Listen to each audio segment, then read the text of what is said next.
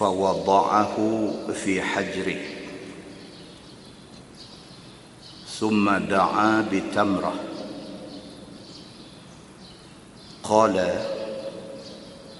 قالت عائشة فمكثنا ساعة نلتمسها قبل أن نجدها فمضغها ثم بصقها في فيه فإن أول شيء دخل بطنه لريق رسول الله صلى الله عليه وسلم.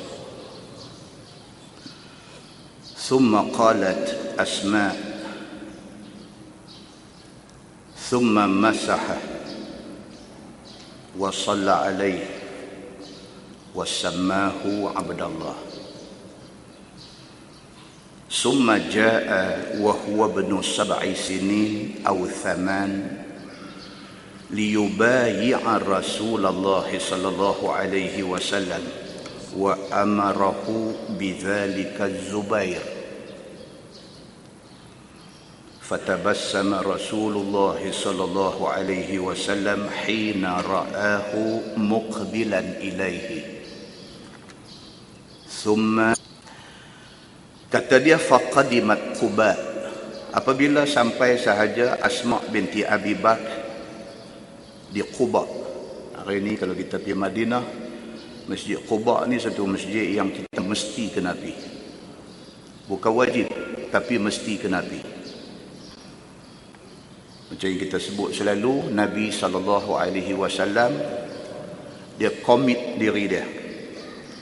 Nabi SAW dia wajibkan ke atas diri dia every Saturday dia pergi semayang di Masjid Quba. Kalau kita sampai di Madinah setahun sekali, 2 tahun sekali, tiba-tiba kita tak pergi semayang di Quba. Satu masjid yang cukup nostalgia kepada Nabi SAW kerana dia masjid pertama Nabi bina. Nabi hijrah daripada Mekah nak pergi ke Madinah, Nabi singgah di Quba. Quba ni border nak masuk Madinah betul. Nabi sampai, Nabi suruh buat masjid. Itulah masjid pertama dibina oleh Nabi SAW sesampainya Nabi di Madinah. Maka dia sangat nostalgik kepada Nabi SAW. Asma binti Abi Bakr, anak Sayyidina Abu Bakar As-Siddiq, apabila dia hijrah dari Mekah ke Madinah, dia dalam keadaan syarat mengandung. Bila sampai sahaja di Quba,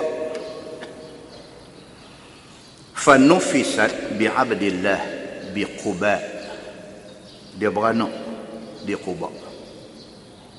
Sampai sahaja di Quba beranak. Summa kharajat hina nufisat ila Rasulillah sallallahu alaihi wasallam liyuhannikahu. Selepas dia bersalin kepada anak laki-laki dia ni, dia menggagahkan diri dia pergi jumpa Nabi sallallahu alaihi wasallam kerana nak minta Nabi tahnikkan anak dia. Tahnik daripada perkataan al-haqnu. Al-haqnu ni maksud langit-langit ni. Dalam mulut kita tu atas tu al-haqnu, langit-langit. Tahnik maksud dia bubuh something, kurma ke apa ke, sapu di langit-langit budak tu. Itu tahnik. Orang Melayu panggil belah mulut.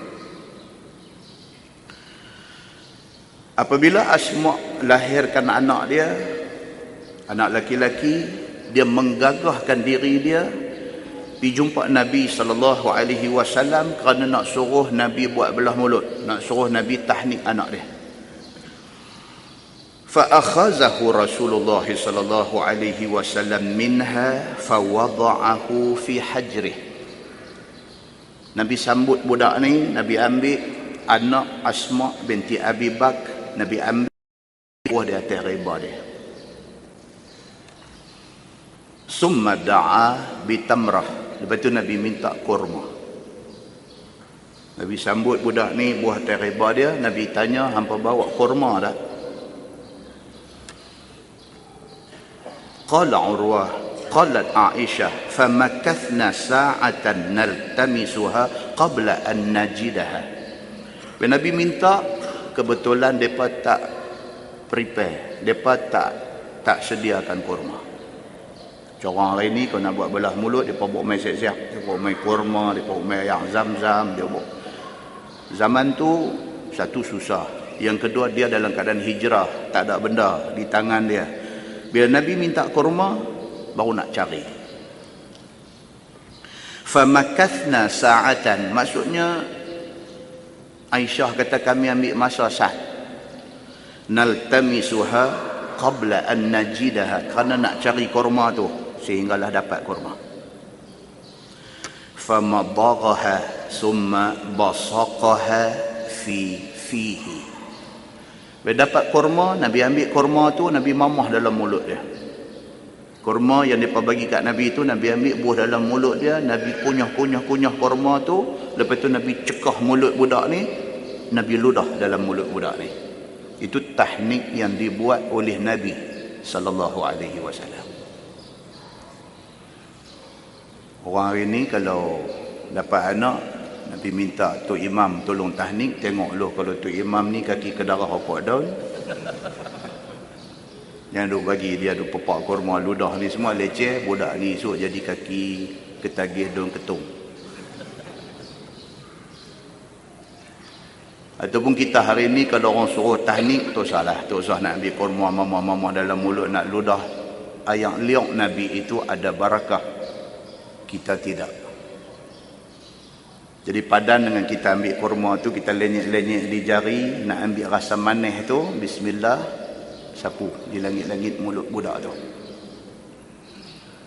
Hak kita baca ni, hak Nabi SAW buat. Nabi ambil budak ni, Nabi ambil baby ni, Nabi bubuh atas reba dia, Nabi minta kurma, lepas tu dah dapat kurma, Nabi kunyah dalam mulut dia, kemudian Nabi cekah mulut budak tu, Nabi ludah di dalam mulut dia. Kata dia, fa inna awwala syai'in dakhala batnahu lariqu Rasulullah sallallahu alaihi wasallam.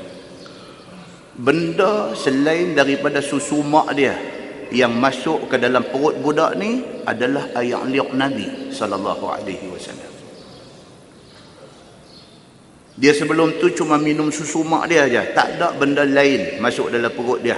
Bila pi ke Nabi, Nabi buat tahnik, benda lain selain daripada susu mak dia yang masuk dalam perut budak ni ialah lariqa Rasulullah sallallahu alaihi wasallam. Ayat liuk Nabi sallallahu alaihi wasallam yang mulia itu. Summa qalat Asma, kemudian kata Asma, summa masahahu wa shalla alaihi. Dah Nabi ludah masuk dalam mulut budak ni, Nabi usap kepala dia. Dah Nabi buat tahnik ke budak ni, Nabi usap kepala baby ni. Wassalla alaih, Nabi berdoa untuk dia. Nabi doa ke budak ni. Wassammahu Abdullah. Nabi kata bagi nama ke budak ni Abdullah. Orang dulu simple, very simple. Nama Abdullah, Yusuf, Ismail, simple. Nabi kata namakan budak ini dengan nama Abdullah. Summa jaa wa huwa ibnu 7 sinin aw 8. Kata hadis ni, apabila umur Abdullah bin Az-Zubair bin Al-Awwam anak Asma binti Abu Bakar tadi ni mencicah 7 ataupun 8 tahun. Hadis ni kata, apabila umur dia 7 sinin atau 8, umur dia 7 ataupun 8 tahun, jaa ila Nabi sallallahu alaihi wasallam liyubaya'. Dia mai jumpa Nabi sallallahu alaihi wasallam kerana nak bai'ah kepada Nabi, nak mengaku kata dia Islam, sedangkan umur baru sab'a sinin. Baru 7 tahun umur. Hati sudah ada dengan Islam. Umur baru 7 tahun. Dia pergi cari Nabi SAW liyubai' untuk nak bai'ah kepada Nabi. Nak mengaku taat setia, nak jadi orang Islam, nak berjuang dengan Nabi SAW. Wa amarahu bidzalika Zubair, yang suruh dia pi waktu umur dia baru 7 ataupun 8 tahun tu, yang suruh dia pi jumpa Nabi, bai'ah dekat Nabi itu ialah bapa dia sendiri, iaitu Az-Zubair bin Al-Awwam radhiyallahu anhu. Pak sendiri suruh pi.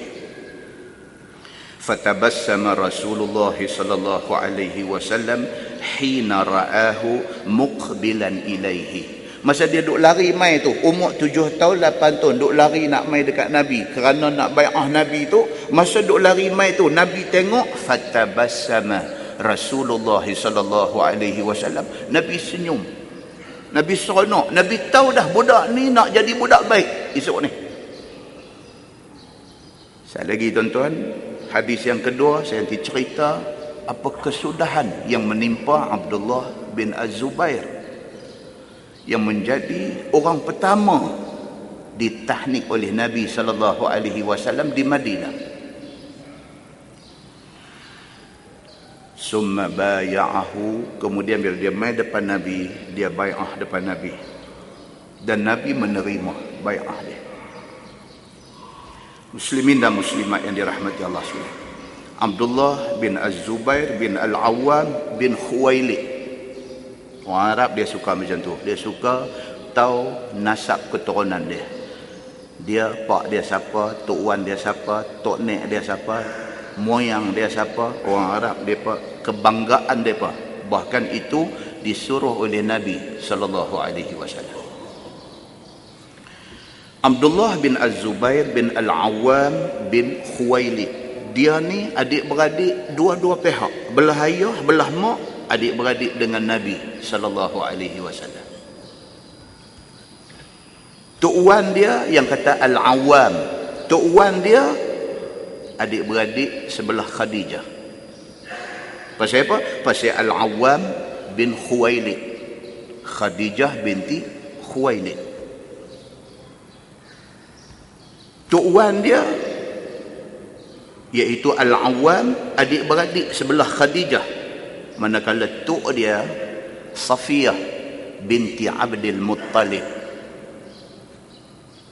Tok dia pula adalah Safiyah binti Abdul Muttalib. Safiyah binti Abdul Muttalib maksud dia apa? Mak penakan Nabi sallallahu alaihi wasallam. Safiyah, Abdullah, Abu Talib, Al-Abbas, ni semua adik-beradik, anak kepada Abdul Muttalib. Sebut betul, Muttalib, bukan Muttalib. Muttalib, ta tu dia ada syaddah. Muttalib. Bapa dia Az-Zubair bin Awwam, pak dia. Cerita dia lagi. Dia, sekali lagi kita cerita. Bapa kepada Abdullah. Abdullah bin Zubair bin Awwam bin Khuwailid. Bapa dia yang kata Az-Zubair tu umur 15 masuk Islam. Keturunan baik-baik. Bapa dia yang kata Az-Zubair bin Al-Awwam umur 15 masuk Islam, dan dia terkenal hebat dari segi kepahlawanan. Az-Zubair bin Al-Awwam sejarah mencatatkan dia setanding dengan Khalid Al-Walid. Dari segi apa? Dari segi keberanian untuk turun dalam medan perang, dan dari segi pandai main pedang dengan dua belah tangan. Khalid Al-Walid serupa, Az-Zubair bin Al-Awwam pun serupa. Mereka ni setanding. Mereka boleh pegang dua-dua belah tangan, pegang pedang dalam keadaan pacu kuda, lawan dengan musuh. Kuda tu mereka tak pegang, tangan kiri kanan pegang pedang, lawan dengan musuh. Macam mana Khalid Al-Walid boleh buat, macam tu Zubair bin Al-Awwam boleh buat. Hebat. Dan dia lebih hebat lagi apa dia? Zubair bin Al-Awwam, bapa kepada Abdullah bin Az-Zubair ni, hebat dia lagi satu apa dia? Dia termasuk dalam 10 orang mubasyirin bil jannah yang Nabi sebut dah. tentu syurga. Bahkan dalam sebuah hadis riwayat daripada Jabir radhiyallahu anhu, kata dia, qala Rasulullah sallallahu alaihi wasallam, inna likulli nabiyyin hawariyan wa inna hawari Az-Zubair bin Al-Awwam. Itu dia hadis sahih riwayat Al-Bukhari. Nabi sallallahu alaihi wasallam kata, inna likulli nabiyyin hawariyan. Setiap orang nabi dia ada asisten dia. Tuan-tuan kalau pergi gereja, dan kalau tuan-tuan pergi gereja, mana-mana gereja, dia pada satu gambar ilustrasi daripada pelukis. Dia illustrate dalam satu gambar canvas, bilang 12 orang. Siapa dia 12 orang ni? Hawariyun. Dalam Quran sebut Hawariyun, 12 orang yang menjadi penyokong setia kepada Al-Masih Isa bin Maryam. Hawariyun maksudnya penolong-penolong. Yang mereka ni hujan ke panas ke, susah ke senang ke, siang ke malam ke, mereka bersama dengan orang yang mereka sokong. Nabi SAW kata, inna likulli nabiyyin hawariyan. Bagi setiap nabi ada penolong dia, ada orang yang membantu dia. Wa inna hawariya, Nabi kata sesungguhnya penolong aku Az-Zubair bin Al-Awwam. Nabi kata ialah Az-Zubair bin Al-Awwam. Nabi kata ini penolong aku. Tuan-tuan, Nabi endorse satu kemuliaan bagi dia. Kalau kita hari ni, tu saya kata zaman Nabi lah, kita hari ni, dia kata tu siapa dia tu? Tu orang kuat Ustaz Azhar terus. Seronok. Satu figure terkenal, satu da'i yang popular, tiba-tiba orang kata dia orang kanan Ustaz tu. Biskut Mary. Automatik dia nanti main. Lepas ni siapa dia ni? Dia ni orang kuat Syekh Nuruddin Al-Banjari. Syok. Pasal apa? Pasal known as right hand man kepada satu figure yang terkenal. Sama dengan Az-Zubair bin Al-Awwam. Dan lebih hebat lagi pasal apa? Pasal Nabi sendiri kata, bukan orang kata. Nabi kata setiap Nabi ada orang-orang yang akan menolong dia. Dan penolong aku ialah Az-Zubair bin Al-Awwam. Habis. Hebat yang dikatakan Az-Zubair bin Al-Awwam radhiyallahu anhu. Manakala anak dia Abdullah bin Az-Zubair yang kita nak fokus dalam cerita ini. Satu, macam kita kata tadi, dia orang yang pertama daripada kalangan muhajirin yang dilahirkan di Madinah selepas hijrah. Orang pertama. Yang kedua, dia orang yang pertama ditahnik oleh Nabi di Madinah. Yang ketiga, umur 7 tahun ataupun 8 tahun sudah bai'ah, mengaku jadi orang Islam, menjadi orang kanan Nabi sallallahu alaihi wasallam. Yang keempat, Nabi kemudiannya mengambil dia menjadi anak angkat Nabi. Isteri Nabi Aisyah tak ada anak. Aisyah kesunyian. Aisyah minta anak kakak dia, anak Asma binti Abi Bakr, iaitu Abdullah bin Az-Zubair bin Al-Awwam. Aisyah minta, bagi mereka aku nak buat anak aku. Asma bagi. Dan Abdullah bin Az-Zubair bin Al-Awwam menjadi anak angkat Nabi sallallahu alaihi wasallam. Hebat Abdullah bin Az-Zubair bin Al-Awwam ni apa dia? Semasa Sayyidina Osman menjadi khalifah, Osman melantik dia, Abdullah bin Az-Zubair bin Al-Awwam dilantik untuk menjadi panel menyusun Al-Quran yang dipanggil Mashaf Osmani. Kan Sayyidina Osman zaman dia Quran dibukukan. Kerja duk kutip nak himpun start zaman Sayyidina Abu Bakar. Umar sambung, mai zaman Osman dibukukan. Sebelum dibukukan 30 juzuk tu, Sayyidina Osman lantik panel untuk nak mentasheh ayat-ayat itu, betul ayat Quran. Abdullah bin Az-Zubair bin Al-Awwam salah seorang panel. Dia lawan Yazid bin Muawiyah. Bila wafat sahaja Sayyidina Ali bin Abi Talib, start jadi kalam kabut. Bila naik Muawiyah bin Abi Sufyan, kalam kabut. Bila habis zaman Muawiyah bin Abi Sufyan, 19 tahun jadi khalifah. Bila habis dia lantik anak dia guna kuasa dia sebagai khalifah, dia lantik anak dia yang bernama Yazid bin Muawiyah. Naik Yazid, keadaan pada masa itu cukup kelam kabut. Abdullah bin Az-Zubair bin Al-Awwam dia bangkit menentang Yazid. Dia kata pelantikan Yazid tidak sah.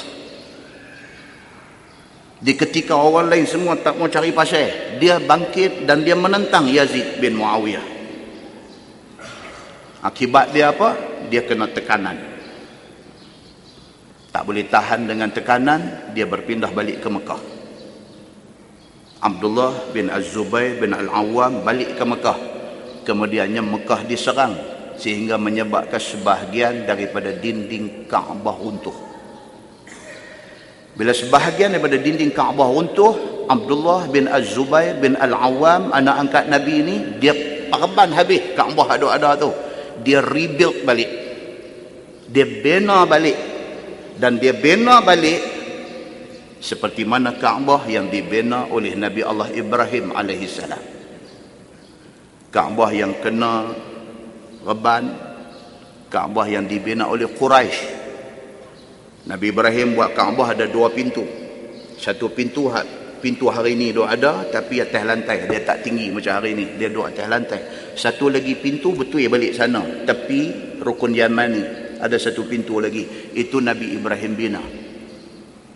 Orang Quraisy dia buat balik, dia buang pintu balik sana, tinggal pintu balik sini, tapi dia raise up, dia angkat pintu tu bagi tinggi. Abdullah bin Az-Zubair bin Al-Awwam dia perban balik semua Kaabah tu, dia bina balik sebiji mengikut macam mana yang dibina oleh Nabi Allah Ibrahim alaihissalam. Musuh politik dia yang tak suka dia guna itu sebagai isu. Mereka kata dia ni aduullah, dia musuh Allah. Pasal apa? Pasal dia perban Kaabah, dia kata. Nampak tuan-tuan, isu daripada dulu sampai kiamat, isu boleh dieksploitasi. Apa isu pun, walaupun benda tu baik, tetapi pihak yang tertentu boleh exploit isu tu, nampak secara tak elok. Digambarkan kepada orang semua bahawa Abdullah bin Zubair bin Awwam ini karut, dia ni musuh Allah. Pasal apa? Pasal dia perban Kaabah. Orang highlight benda tu macam tu. Maka akhirnya Abdullah bin Zubair bin Awwam bertambah tekanan kena dekat dia. Kemudian khalifah yang menggantikan Yazid bin Muawiyah ialah Muawiyah bin Yazid. Nampak tuan-tuan, dia kalih nama aja. Dia ni setahun aja jadi khalifah, dia tak dan buat apa. Naik khalifah yang keempat, Marwan bin Al-Hakam. Ini tuan-tuan semua mengaji sejarah Islam masa ambil SPM berapa puluh tahun dulu. Bila naik Marwan bin Al-Hakam, dia hantar, hak kita baca bulan lepas, Hajjaj bin Yusuf As-Saqafi, dihantar untuk melumpuhkan Abdullah bin Zubair yang semakin kuat bertapak di Makkah. Akhirnya berlakulah hadis yang kita nak baca yang kedua ni, riwayat daripada Abi Naufal. Dia kata, Ra'aitu Abdullah bin Zubair ala aqabatil Madinah. Qala faja'alat Quraisy tamurru alaihi wan nas hatta marra alaihi Abdullah ibn Umar. فوقف عليه فقال السلام عليك يا أبا خبيب السلام عليك أبا خبيب السلام عليك أبا خبيب أما والله لقد كنت أنهاك عن هذا أما والله لقد كنت أنهاك عن هذا أما والله لقد كنت أنهاك عن هذا أما والله إن كنت ma alimtu sawaman qawaman wasulan lirrahimi ama wallahi la ummatun anta asyarruha la ummatun khair. Sekerat bawah hadis tu daripada Abi Naufal. Dia kata, mata aku tengok mayat Abdullah bin Az-Zubair dipacak dan disalib pada satu batang kayu di pinggir Madinah. Itu kesudahan orang yang kita baca cerita punya hebat tadi. Dia hebat, bapa dia hebat, keturunan Nabi daripada dua-dua pihak, belah tok wan, dua-dua daripada keturunan Nabi SAW. Tiba-tiba akhirnya apa jadi dekat dia? Dia dibunuh oleh Hajjaj bin Yusuf Al-Thaqafi. Sudahlah dia dibunuh, mayat dia diikat, disalib pada satu batang kayu, dipacak di pinggir Madinah. Hadis kata apa? Faja'alat Quraisy tamurru alaihi wan nas. Orang Quraisy dan orang ramai yang lalu di situ semua tengok inilah nasib siapa yang lawan Hajjaj. Orang Quraisy tengok, ini adik-beradik kita. Ini bukan sahaja berbangsa Quraisy, bahkan dia ni anak penakan Nabi, bahkan dia anak angkat Nabi, bahkan dia orang baik. Tapi inilah akibat yang menimpa dia kerana dia lawan Hajjaj. Kata dia, hatta marra alaihi Abdullah ibn Umar, sehinggalah satu hari Abdullah bin Umar bin Al-Khattab, anak Sidina Umar, lalu di tepi mayat dia yang terpacak di kayu di pinggir Madinah. Abdullah bin Umar bin Al-Khattab lalu, fawaqafa alaih, dia berhenti di depan mayat yang duduk tercacak di situ. Dia berhenti tengok. Dia kata, assalamu alayka Aba Khubayb, assalamu alayka Aba Khubayb, assalamu alayka Aba Khubayb. Abdullah bin Az-Zubair bin Al-Awwam digelar dia ni dengan nama Abu Khubayb. Bila anak Sidina Umar Al-Khattab lalu sampai depan mayat tu, dia bagi salam. Dia kata, assalamu alayka Aba Khubayb. 3 kali dia bagi salam. Dia kata, wallahi laqad kuntu anhaka an haza. Dia kata, demi Allah, dia kata, aku sudah larang hang daripada buat benda ni. 3 kali dia ulang. Demi Allah, aku sudah larang hang, jangan lawan dengan Hajjaj ni. Pasal tahu dah akibat lawan dengan pemerintah yang zalim, yang kejam ni, akibat dia tahu dah. Sayang kalau orang biasa mati kerana lawan dengan orang yang zalim, kejam macam ni, tak apa, mati pi. Mati dia tak ada satu rugi pada orang ramai. Tapi orang yang macam hang, berilmu, orang yang macam hang, orang yang cukup kuat beribadah, orang yang macam hang, keluarga Nabi SAW, hang pi lawan pemerintah zalim, hang mati dalam keadaan yang macam ni, tak patut benda ni jadi ke hang. Anak Sidina Umar Al-Khattab kata apa? Laqad kuntu anhaka an haza. Demi Allah, aku dah larang hang tak usah lawan dengan Hajjaj ni. 3 kali dia kata.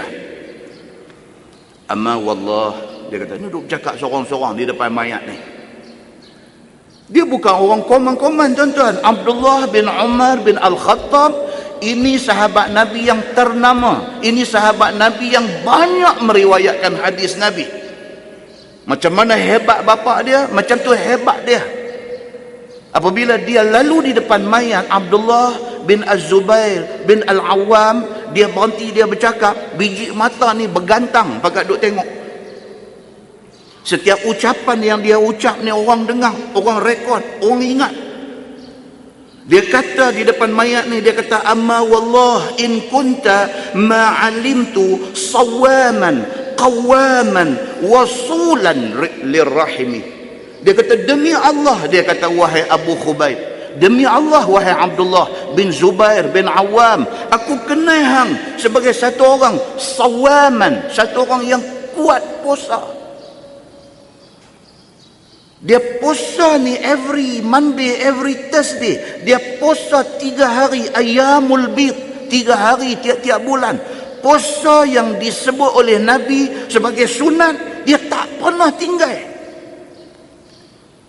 Sehingga anak Sayyidina Umar kata, demi Allah, ma'alimtu sawaman, demi Allah aku tahu hang sawam. Kan puasa dia kata saum. Kutiba alaikumus siyam. Siyam, saum makna dia puasa. Sawam maksudnya orang yang kuat puasa. Kan macam orang Kelantan lah. Orang Kelantan dia kalau orang tidur dia kata tidur, tapi kalau kaki tidur dia kata nido. Nido tu dia bos syadah di depan tu, dia ni kaki buat tik mata kau kan. Saum maksud dia puasa, sawam maksudnya kuat puasa. Nampak? Qawaman, dia kata demi Allah aku tahu hang satu orang yang kuat bangun malam. Qawam daripada qiyamul lail. Qawam, dia kata demi Allah Abdullah bin Zubair bin Awam hang satu orang yang cukup kuat sembahyang malam, dia kata. Wasulan lirrahimi, dan demi Allah hang satu orang yang cukup jaga silaturahim. Dia jaga hubungan sama-sama saudara Islam ni, dia cukup jaga. Dengar kata satu orang sakit dia sampai, dengar kata dia cukup jaga hubungan sesama orang Islam. Amma wallah la ummatun anta asyarruha la ummatun khair. Anak Sayyidina Umar Al-Khattab kata, dia kata demi Allah, orang yang paling teruk pada zaman hang memerintah Mekah sama dengan orang yang paling baik di bawah pemerintahan Hajjaj. Zaman Hajjaj jadi gubernur di Basrah, di Kufah, orang hak paling baik duk ada di bawah pemerintahan Hajjaj ni. Hak paling baik itu sama dengan orang hak paling teruk yang duduk di bawah pemerintahan Abdullah bin Zubair bin Awam di Makkah. Maksudnya apa tuan-tuan? Pemerintah kalau baik, rakyat jadi baik. Dia nak amak yang tu. Pemerintah kalau baik, rakyat jadi baik. Pemerintah kalau tak baik, rakyat rosak. Dia sebut macam tu di depan mayat Abdullah bin Zubair bin Awam. Summa nafaza Abdullah ibn Zubair. Lepas tu habis dia bercakap, dia pun pergi. فبلغ الحجاج موقف عبد الله وقوله.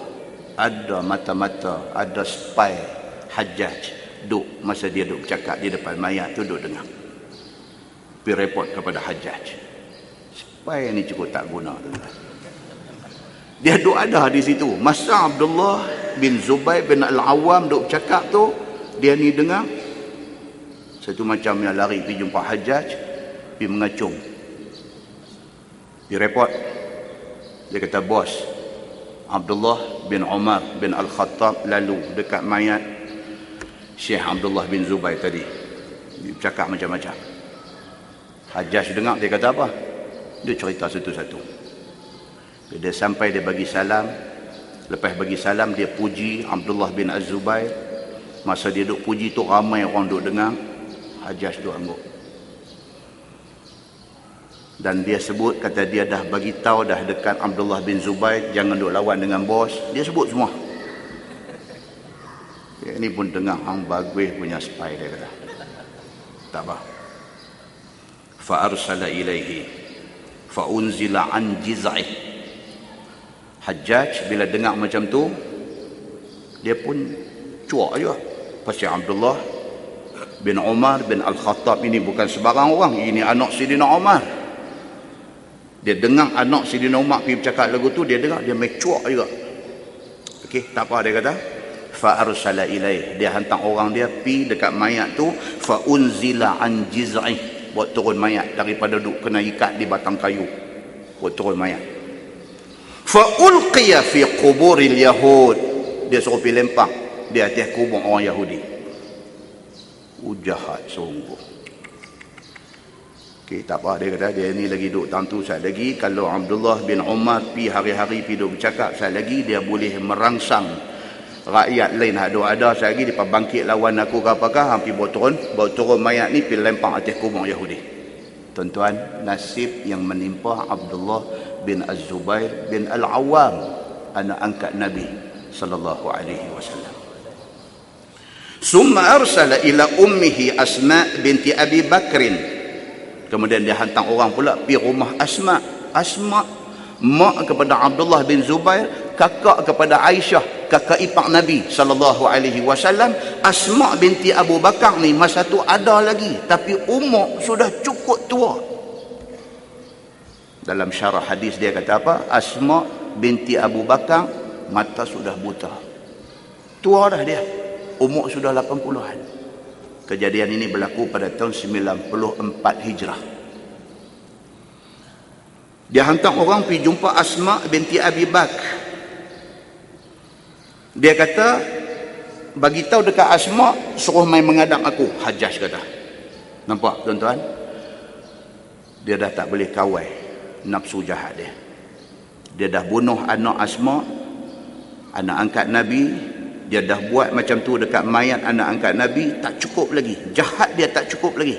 Dia suruh pergi heret Asma binti Abu Bakar ni, anak Sayyidina Abu Bakar ni, heret bawa mai kat dia. Fa'abat an ta'tiyahu. Asma anak Sayyidina Abu Bakar masa tu umur dah cukup tua, mata pun dah kelabu-kelabu buta, tak nampak. Bila orang mai dekat dia, abang kata, Asma, Hajjaj nak jumpa hang. Dia kata, aku tak mau pergi. Oh tuan-tuan, dia semangat dia bukan nanti muda. Tua pun kalau dia semangat, dia semangat. Dia jawab terang-terang di depan utusan Hajjaj. Dia kata, aku tak mau pergi jumpa dia. Fa'aada alaiha rasul. Dia ni balik habang dekat Hajjaj. Dia kata, Asma tak mau main jumpa bos. Dia kata, hampir lagi sekali. Pergi lagi sekali, habang kat dia, aku nak jumpa Hajjaj, nak jumpa dia. Dan bagi tahu dekat dia, la atika hatta tab'atha ilayya. Bagi tahu dekat dia, la ta'tiyanni aw la ab'athanna ilayki man yashabuki biqurunik. Hampir habaq dekat Asma, mai jumpa aku ataupun aku hantar satu orang pergi cekak rambut heret bawa mai depan aku. Oh Hajjaj tuan-tuan. Itu sebab Imam Malik, Imam mazhab Maliki, Imam Malik bila orang tanya dia tentang Hajjaj, wahai Imam, apa kamu nak kata dekat Hajjaj ni? Imam Malik kata tiga-tiga yang disebut dalam Quran tu, faulaika humul kafirun, faulaika humul fasiqun, faulaika humuz zalimun. Ni fasik, zalim, ada kat dia. Dia kata. Yang kata kufur, fasik, zalim, tiga-tiga sifat ini ada pada Hajjaj. Imam Malik kata. Imam Malik tuan-tuan, manusia cukup warak, mulut tak terbit kata tak elok kat orang. Tapi bila orang tanya dia pasal Hajjaj, dia kata tiga-tiga benda ni ada pada Hajjaj. Dia kata. Dia bagi warning kepada Asma anak Sayyidina Abu Bakar, kakak ipar Nabi sallallahu alaihi wasallam yang sudah tua.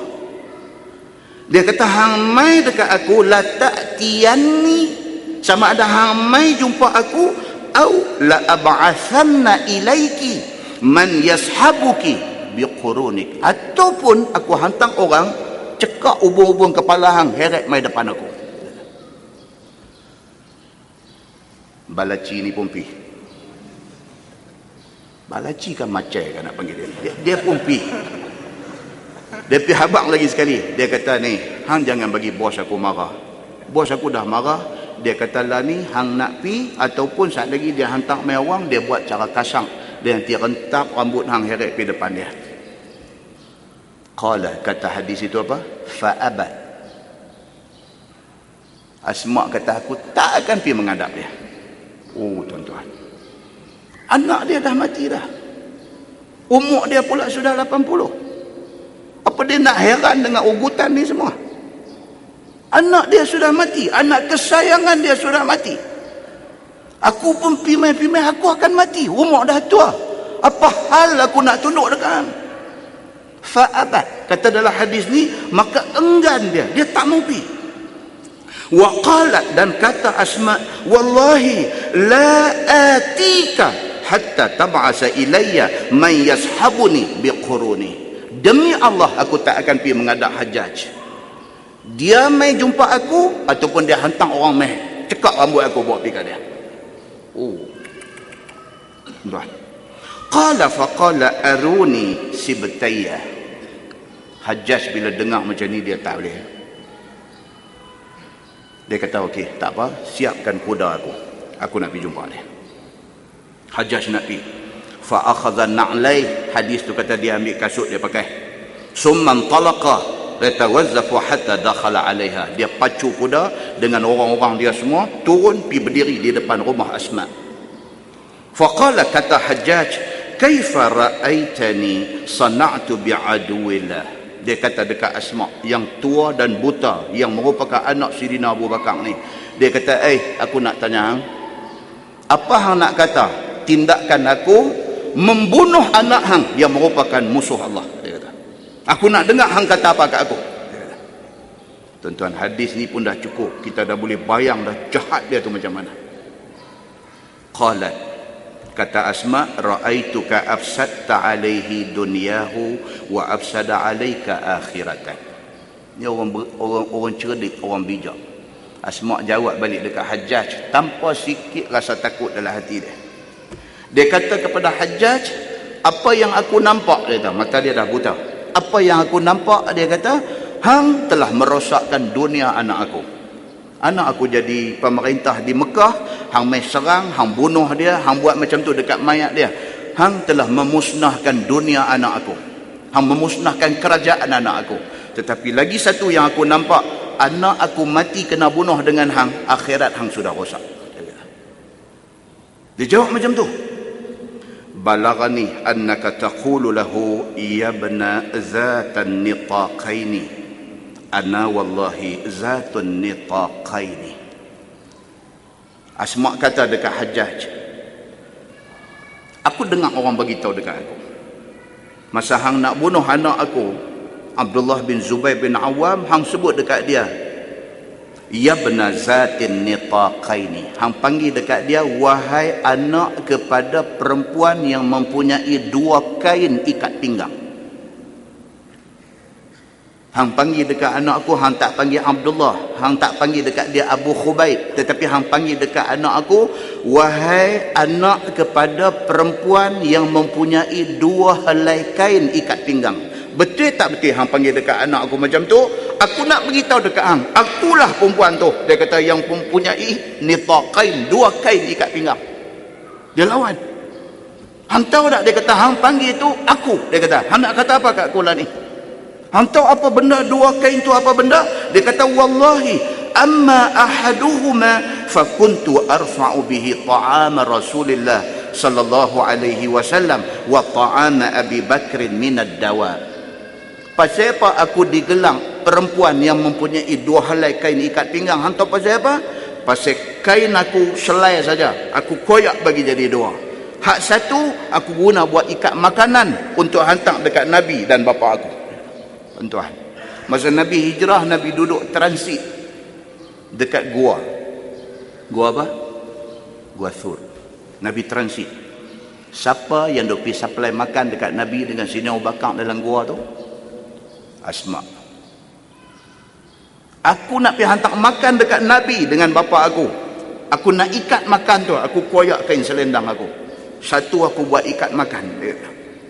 Wa ammal akhar, hak selain lagi, fa nitaqul mar'ah allati la tastaghni anhu. Hak selain lagi untuk ikat pinggang aku. Kerana aku buat macam tu, Nabi yang gelang aku perempuan yang mempunyai dua kain ikat pinggang.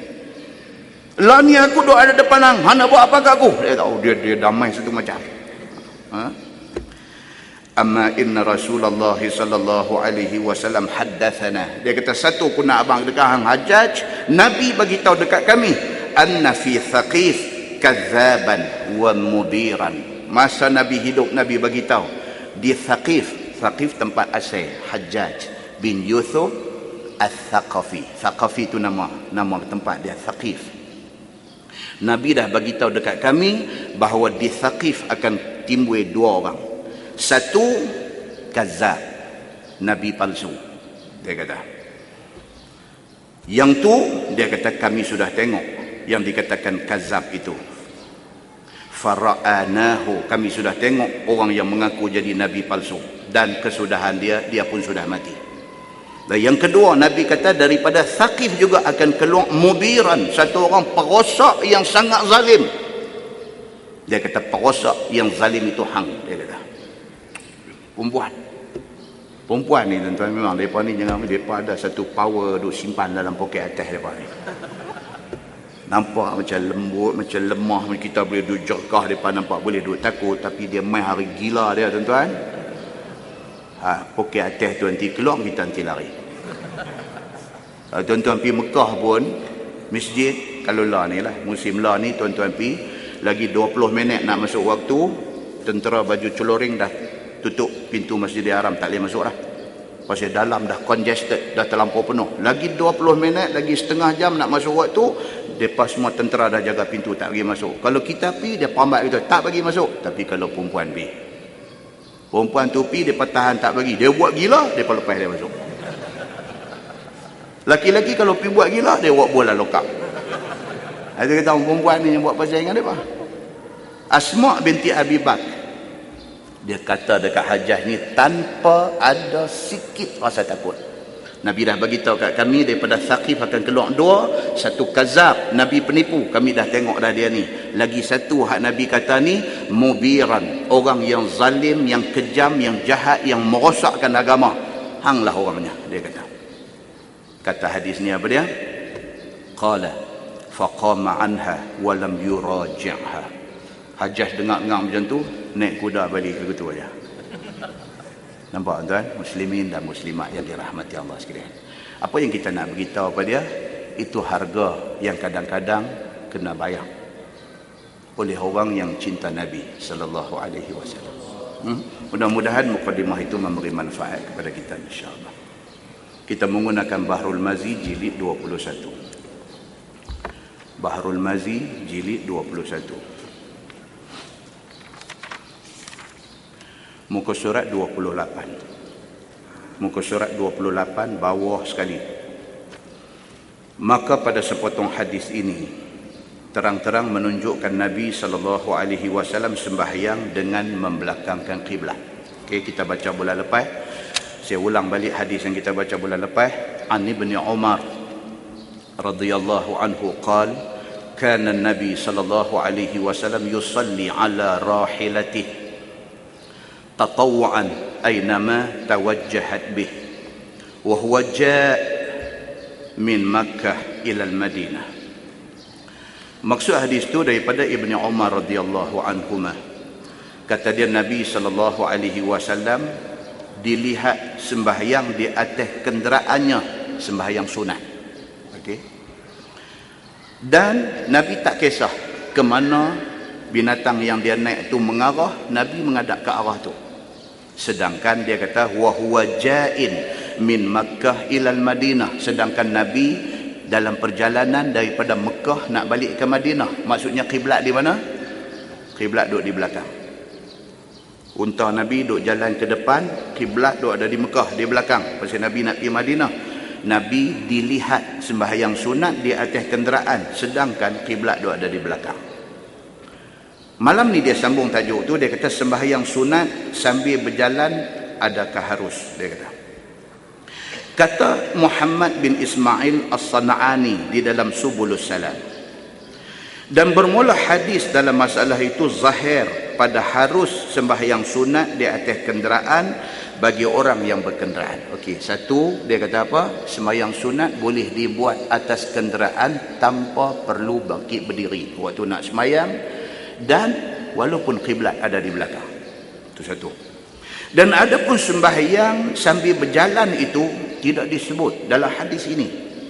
Dalam hadis yang kita baca ni tak cerita kata Nabi sembahyang dalam keadaan dia duduk berjalan.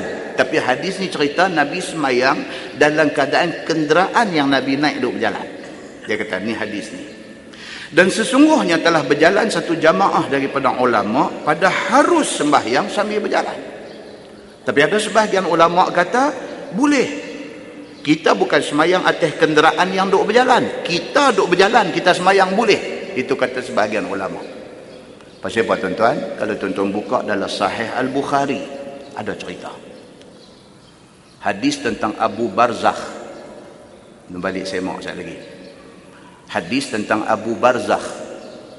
Dia semayang dalam keadaan tangan dia duk pegang tali kuda. Bila kuda lari pergi situ, dia lari pergi dengan kuda dia. Sekali kuda lari pergi ni, dia lari pergi dengan kuda dia. Tapi dia terus semayang.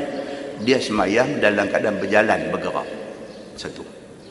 Satu lagi hadis riwayat At-Tirmizi, cerita tentang Nabi SAW tengah semayang sunat dalam rumah. Aisyah balik. Bila Aisyah balik, pintu rumah kunci. Aisyah duk ketuk pintu rumah, duk panggil suruh buka. Nabi berjalan dalam pada duk semayang, Nabi berjalan pergi buka pintu rumah. Lepas itu kata Aisyah, Nabi gostan balik di tempat hak tadi Nabi duk berdiri semayang. Dan kata Aisyah tambah dalam hadis tu, dia kata arah pintu arah kiblat, dia kata.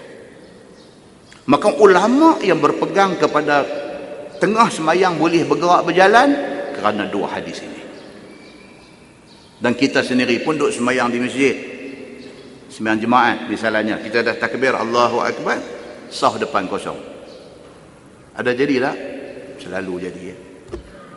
Kita dah takbir dah Allahu Akbar, tengah duk baca iftitah, depan kosong. Pasal apa? Lagi depan kosong, kawan tupi depan sudah jadi kosong. Boleh tak boleh kita saf yang belakang ni step pergi ke depan untuk mengisi tempat yang kosong tu? Boleh tak boleh? Boleh. Ada orang duk buat hari ni? Memang ada pun. Boleh. Bahkan kadang-kadang dia jadi kartun. Pasal apa? Bila tengok kosong, dia pun langkah, kawan tu pula pergi perapat pula. Ada bisa jadi, tak bisa jadi? Ada. Di mana? Di Masjid Fahim pun ada jadi. Kan? Dia dah tengok depan kosong, dia pun masuk gear satu, dia pun pergi. Baru pergi dua tarak, tengok kawan depan pergi perapat. Allah. Dia pun gear gostan balik. Dia pun gostan, kawan lain sudah duduk tempat dia.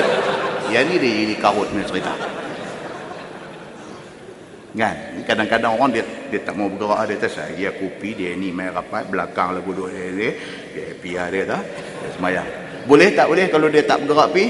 Boleh. Tetapi membiarkan saf yang di depan kosong itu tidak baik. Tidak baik. Begitu. Okey. Jadi cerita kata bergerak tengah semayang ni normal berlaku. Ataupun perbincangan ulama tentang bergerak waktu tengah semayang ni, perbincangan ulama buat ihtimal. Ihtimal ni bahasa Arab, maksudnya ulama buat spekulasi. Dia spekulate. Kita tengah-tengah duduk semayang, ulang tedung selah Vision Park sudah main. Betul ya Vision Park punya? Betul ya? Apa ni buat cerita betul. Orang bagi dia duduk pergi jogging di situ apa semua, dia bawa keluar dalam Facebook kata ulang tedung selah Vision Park. Dia kata sayat tu orang-orang pergi dah.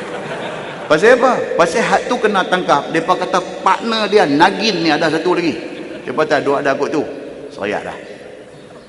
Betul tak betul pun kita tak tahu. Nampak? Kawan nak buat ramai ni dua ada banyak. Kan?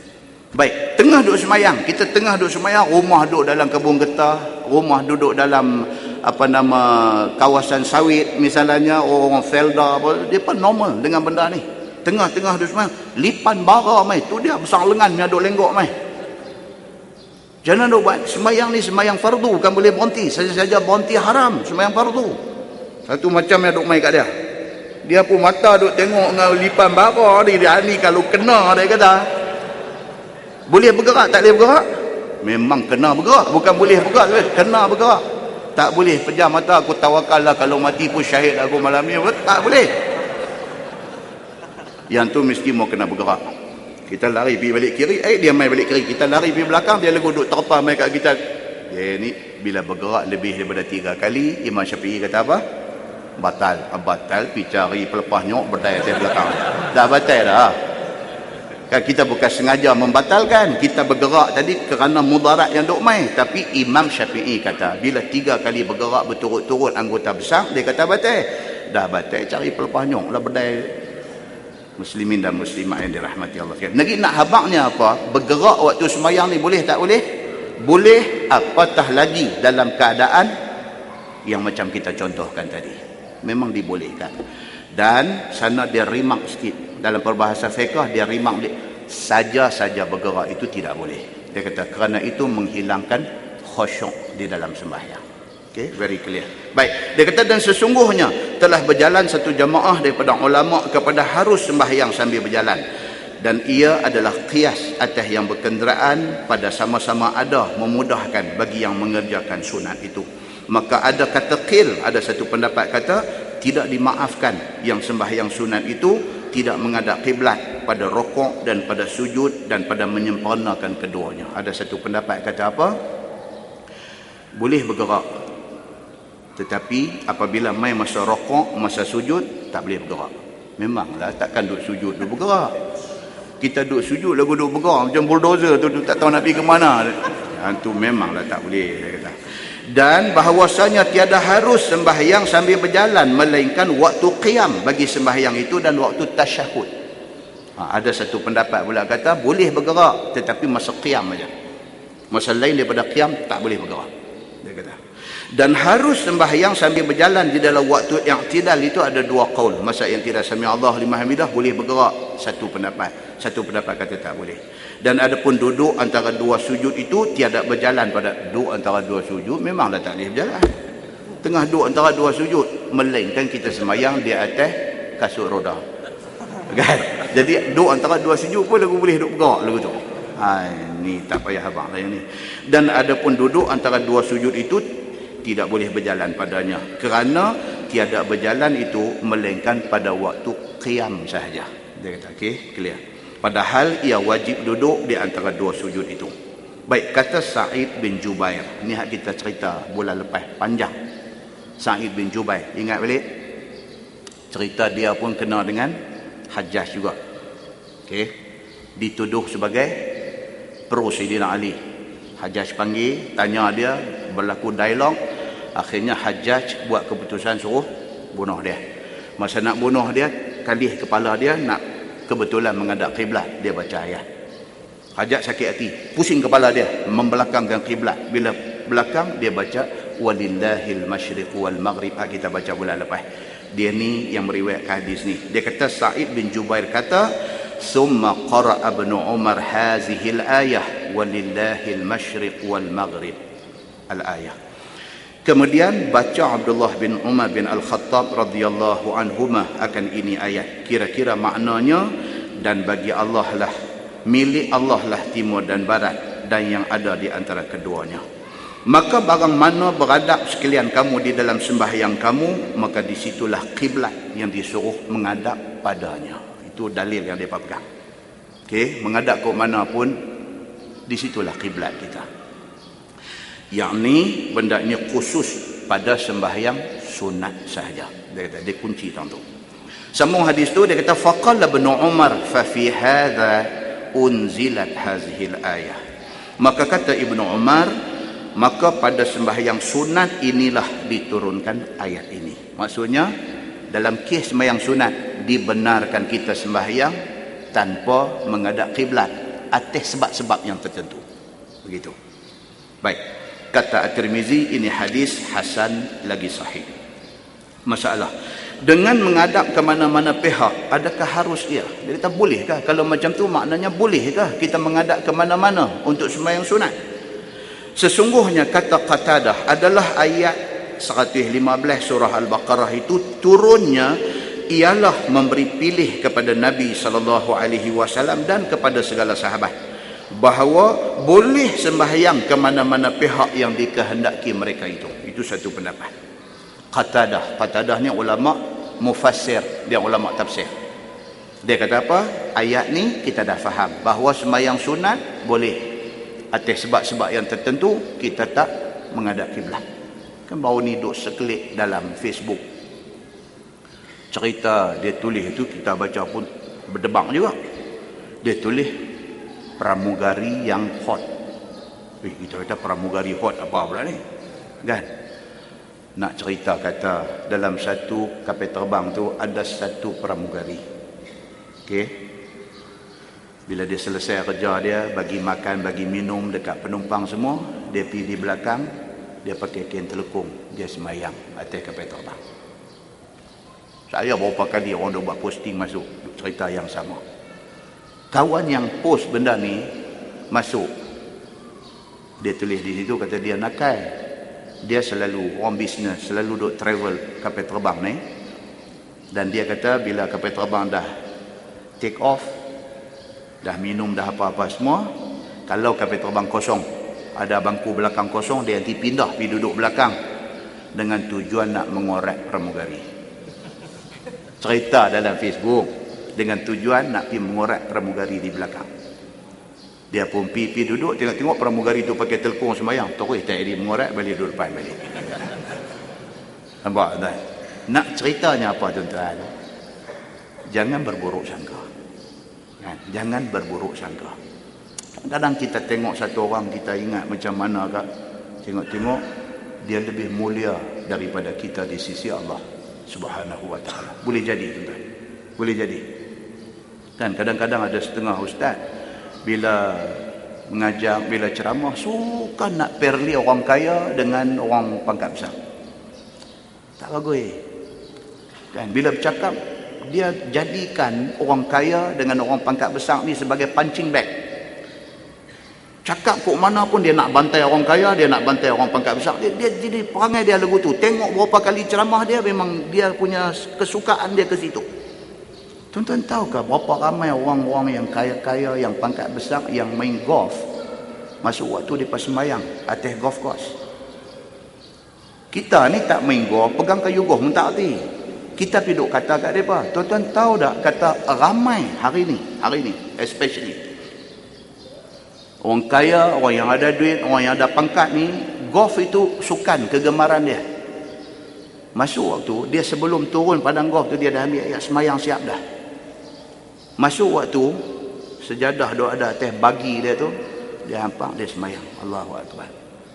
Takkah buta ustaz ni hidup jadi dosa hidup kata kat orang macam ni? Sebab tuan-tuan, hati-hati dalam menghukum. So kita tak tahu, kita tengok, don't judge buku ni pada cover dia. Jangan. Kita tak tahu. Kita duk perli-perli, bila cakap duk perli orang kaya, duk perli. Kita sendiri berapa duit sebulan yang kita infak pada jalan Allah? Tahkah orang kaya tu sebulan 1,000 dia duk bagi bantu untuk jalan Allah. Tuan-tuan, ni macam Datuk apa, bekas CEO Proton dulu tu. Datuk Syed apa? CEO Proton yang dah tak ada dalam itu dulu tu. Datuk Syed, muka very handsome young man, very good looking. Masjid Subang Jaya, Kuala Lumpur, dia di antara funder masjid itu. Program apa duk jalan, dia duk fund. Orang masjid tu bagi tahu, dia kata, ustaz, alhamdulillah Datuk Syed kita ni. Tuan-tuan, kita duk pergi bantai orang-orang macam ni, apa kita tahu tentang kehidupan mereka ni? Berapa banyak orang kaya-kaya di Kuala Lumpur hari ni, rumah mereka ni dah siap wiring semua, ada tempat nak plug masuk ni, PA system ni. Dan mereka jadikan rumah mereka ni, rumah mewah mereka ni sebagai tempat mengaji kepada dia punya neighborhood, kepada jiran di kawasan dia. Dia invite ustaz-ustaz ni semua main-main di rumah dia, duduk di situ, plug masuk, cakap. Berapa ramai orang yang macam ni? Tuan-tuan pergi di kota Damansara tu, berapa ramai orang kaya yang mau kepada Islam macam ni? Jangan hukum orang dalam keadaan kita tak tahu tentang kehidupan orang itu. Muslimin dan muslimat yang dirahmati Allah sekalian. Jadi hadis yang kita baca ni, dia nak beritahu kata apa? Kata kelonggaran dalam melakukan sembahyang sunat ini seperti yang dibincangkan tadi. Baik, kata Sa'id bin Jubair, dia kata summa qara'a Ibnu Umar hazihil ayah walillahil masyriq wal maghrib. Al-ayah, dia pun baca ayat tu, nak cerita kata itulah dalilnya. Baik, sembahyang dengan menghadap ke mana-mana pihak adakah harus? Sesungguhnya berkata Qatadah adalah di dalam ayat 115 surah Al-Baqarah itu, turunnya ialah nak memberi pilih kepada Nabi SAW dan kepada semua sahabat, boleh ataupun tidak sembahyang ke mana-mana pihak yang dikehendaki mereka. Maka yang demikian itu adalah suruh pada zaman awal Islam. Ini satu pendapat pula. Kelonggaran untuk sembahyang sunat walaupun tak menghadap kiblat ni, dia kata itu kelonggaran masa zaman awal Islam saja. Ini pendapat lagi satu. Kemudian turun ayat 149 surah Al-Baqarah menasahkan ayat tadi. Ini pendapat yang kedua. Dia kata dah turun dah ayat 149, sekali lagi dia nanti bawa mai kat kita. Dengan turunnya ayat 149, kelonggaran untuk sembahyang sunat membelakangkan kiblat sudah tak boleh lagi kerana sudah dimansuhkan. Itu pendapat yang kedua. Sebagaimana kata At-Tirmizi di dalam hadis ini, wa yurwa an Qatadah annahu qala fi hadhihi al-ayah walillahi al-masyriq wal maghrib fa aynama tuwallu fa thamma wajhullah. Dan dia kata diriwayatkan daripada satu tabi'in yang bernama Qatadah bahwasanya telah berkata Qatadah pada tafsir ayat itu, dan bagi Allah Ta'ala milik dan menjadikan timur dan barat. Maka barang mana pihak berhadap sekalian kamu, maka disitulah kiblat yang diredai Allah. Maka ini hukum pada zaman awal Islam, kemudian dimansuhkan, yakni dihapuskan hukum itu, seperti mana kata At-Tirmizi, qala Qatadah hiya mansukhah nasakhaha qawluhu fawalli wajhaka syatral masjidil haram ay tilqa'ah. Dan kata Qatadah, apabila turun ayat yang berikutnya maka memansuhkan akan firman itu dengan firman yang baru, maka palinglah mukamu ke pihak Masjidil Haram, yakni bertentangan dengan Ka'batullah dengan dada. Ini pendapat yang kedua, pendapat Qatadah. Dia kata kelonggaran untuk sembahyang sunat membelakangkan kiblat sudah dimansuhkan. Pasal apa? Ayat yang memerintahkan bila sembahyang suruh menghadap kiblat sudah turun. Itu pendapat dia. Baik. Maka tidak boleh siapa-siapa dengar sebagaimana tafsir tadi. Ayat yang kata fa aynama tuwallu fa thamma wajhullah itu dalil bagi harus sembahyang menghadap ke mana-mana pihak, sama ada sembahyang fardu atau sembahyang sunat, dengan tidak payah berkiblatkan Kaabah. Maka yang demikian itu tafsir orang jahil di dalam hukum syarak. Dia kata begitu. Ini pendapat dia. Dia kata tak boleh. Siapa yang pakai ayat tu dia sebenarnya jahil, dia kata. Okey. Baik, baca lagi. Masalah sembahyang dengan bertentangan dada akan Kaabah itu syarat, dia kata, bagi sah sembahyang. Sebagaimana kata Al-Khatib Asy-Syarbini di dalam Mughnil Muhtaj, bermula menghadap kiblat dengan dada itu syarat bagi sembahyang orang yang berkuasa menghadap. Buat tuan-tuan, kalau mampu mesti kena menghadap kiblat. Kalau mampu, kata Al-Khatib Asy-Syarbini, dia kata begitu. Siapa tuan-tuan ni yang kata Al-Khatib Asy-Syarbini ni? Siapa dia ni? Oh, dia hebat tuan-tuan. Nama-nama lama-lama sekali kita duk jumpa ni, Ibnu Sirin, Abdullah Ibnul Mubarak. Ini semua bukan orang biasa tuan-tuan. Depa ni bukan bandingan dengan ulama yang duk adalah. Kalau hari ni tuan-tuan ada satu ustaz yang menjadi idola tuan-tuan, tuan-tuan idolize ustaz ni, kira mati hidup balik tuan-tuan gila kat dia. Bukan bandingan dengan nama-nama ulama yang disebutkan dalam kitab-kitab ada ni. Bukan bandingan tuan-tuan. Mereka ni dahsyat dari segi keilmuan, cukup dahsyat. Khatib Asy-Syarbini ni, saya cerita api sikit ni. Nama dia Imam Syamsuddin. Itu nama dia betul. Imam Syamsuddin Muhammad bin Ahmad Al-Khatib Asy-Syarbini. Tapi orang tak kenal nama Syamsuddin, Muhammad, Ahmad ni semua orang tak kenal. Orang kenal dia dengan nama Khatib Asy-Syarbini. Sama macam Imam Bukhari, itu bukan nama dia, itu nama kampung dia, Bukhara. Tapi orang kenal dia Imam Bukhari. Sama dengan Abu Hurairah, itu bukan nama dia, tapi orang kenal dia dengan nama Abu Hurairah. Mereka lebih dikenali dengan nama gelak mereka. Khatib Asy-Syarbini ni wafat tahun 977 Hijrah.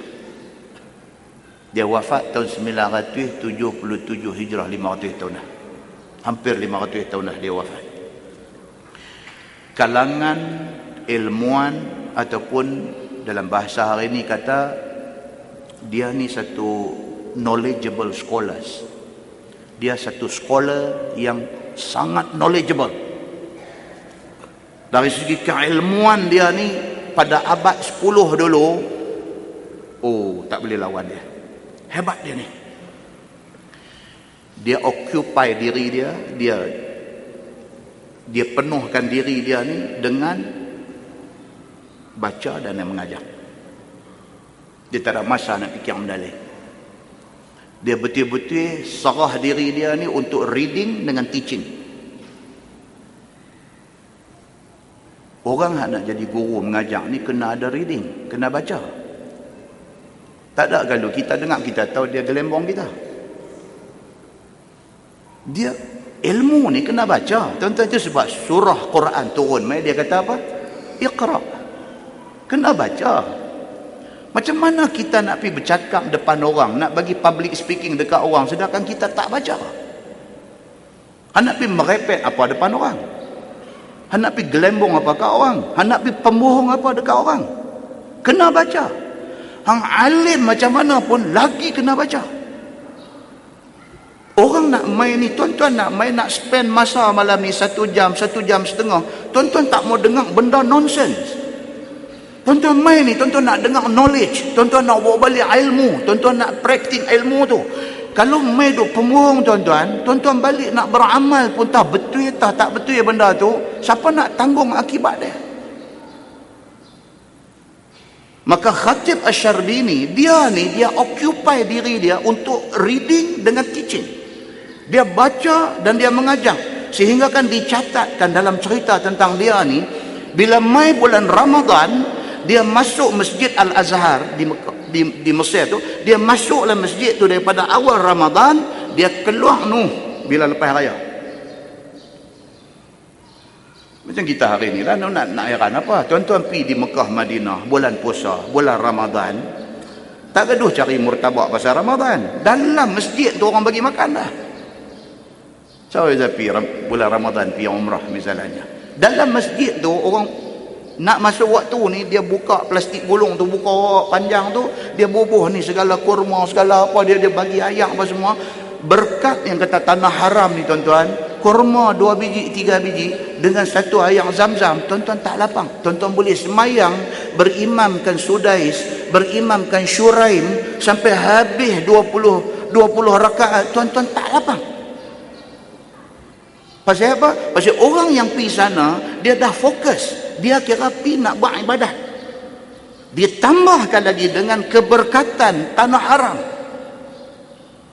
Jadi jangan bila dengar kata Khatib Asy-Syarbini, bila mai bulan Ramadan, dia masuk masjid, dia keluar raya, jangan duduk buat heran. Tak ada heran apa. Dia makan, minum bulan Ramadan ni cukup bagi dia. Maka orang mencatatkan kisah dia ni, bila mai bulan Ramadan dia macam tu, ibadah dia sangat kuat. Kita tuan-tuan semayang witir nanti bulan puasa baru nak buat. Sedangkan Nabi SAW witir tiap-tiap malam. Sedangkan Abu Bakar As-Siddiq, Sayyidina Abu Bakar As-Siddiq, habis semayang Isya, semayang witir. Sebab dia bimbang, takut sekali lagi tak jaga. Umar Al-Khattab, dia lain pula. Umar Al-Khattab, dia lepas semayang Isya, dia tak semayang witir. Sebab dia nak make sure sekali lagi dia jaga. Tak sama, karakter orang ni tak sama. Jadi kita tengok diri kita lah, kita jangan tengok orang. Kita tengok diri kita. Aku kalau tidur ni boleh bangkit ke pukul 5? Kalau aku jenis tak boleh bangkit, habis bang dia Aisyah lagi pembetul bang dah witir. Pembetul dah witir. Jangan sampai ketinggalan witir. Witir ni dalam mazhab Hanafi wajib. Tuan-tuan, mazhab Hanafi yang India Muslim yang ada di Penang ramai ni, mereka witir ni wajib. Itu sebab budak-budak kerja kedai saya ni, mereka kebanyakan daripada India. Hari itu bila pegawai JAKIM main buat audit untuk nak bagi sijil halal, mereka pergi audit budak-budak India yang duk kerja di kedai kita ni, tanya pasal semayang, rukun semayang pasal apa, tanya semayang ada berapa waktu. Budak-budak ni habaq 6, mereka telefon kat saya. Patai pun, kata ustaz, apa ustaz ni budak-budak kerja kedai ustaz ni, patah semayang dah 6 waktu. Saya kata, Syekh, serta mereka ni India, mereka mazhab Hanafi. Hanafi witir wajib. Oh, okey, tak boleh. Kita Syafi'i ni witir tak buat tu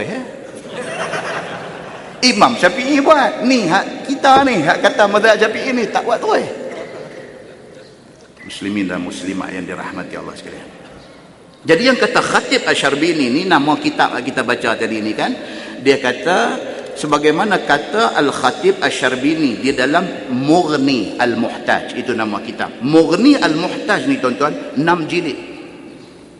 Dia ada 6 jilid kitab bahasa Arab, 6 jilid, dan muka surat dia ada 3,500 muka surat.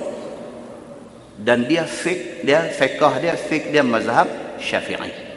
Ini Khatib Asy-Syarbini ini.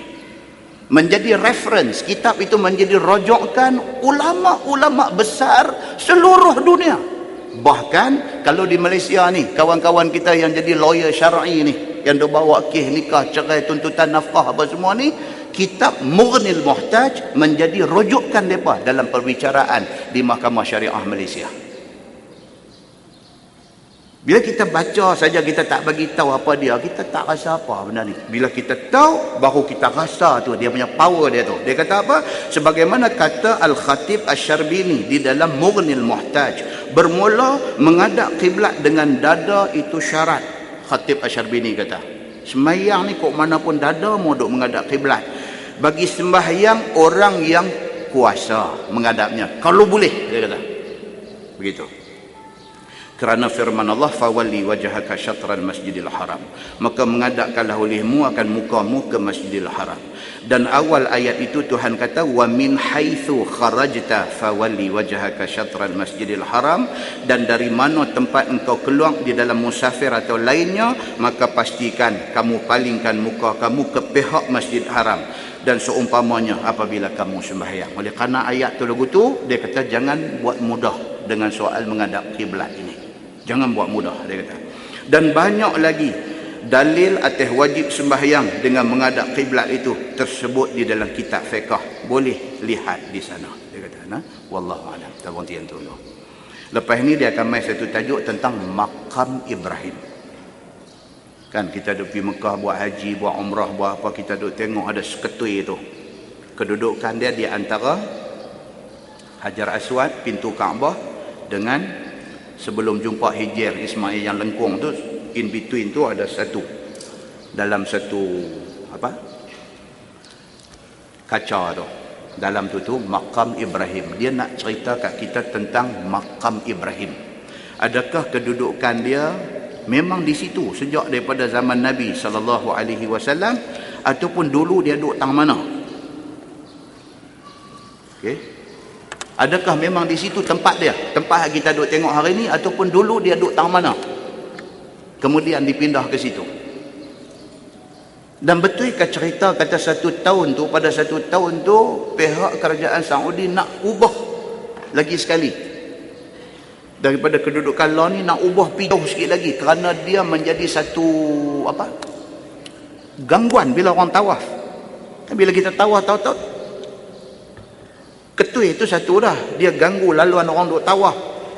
Pitam tu dia jadi ganggu dengan dia satu. Yang kedua, geng haduk pi urut cermin ni pun satu, ramai kat buat tu pun. Dia duduk tentu, dia lagu nak tembak pipi kiri kanan, dia lagu duk cum, dia lagu duk teriak tu, dia lagu nak rabat naik, dia lagu nak, ini pun mau bagi satu ekor pari kat depan ni. Kacau orang. Adakah yang kata makam Ibrahim tu disuruh kita pergi buat lagu tu kat dia?